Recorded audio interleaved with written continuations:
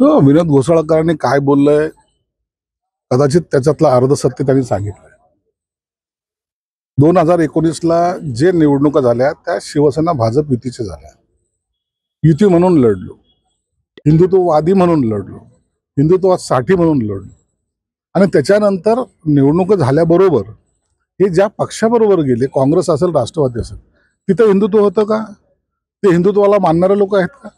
म्हणून एक पक्ष असावा जरूर, पण तो हिंदुत्वाचा काँग्रेस बरोबर राहून तुमचं हिंदुत्व आता जागे होत नाही.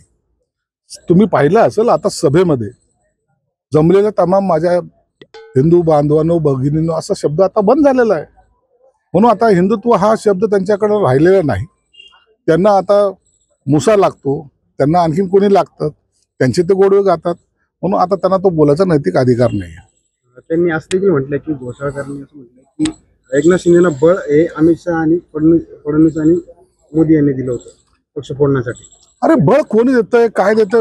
अखेरला एकमेकाचं सहकार्य घेतल्याशिवाय इतका मोठा कार्यक्रम करता येत नाही. बळ दिलं ना हिंदुत्व वाचवण्यासाठी, बाळासाहेबांचे विचार वाचवण्यासाठी त्यांनी बळ दिलं असेल तर निश्चित आम्ही त्याचा स्वीकार केलेला आहे.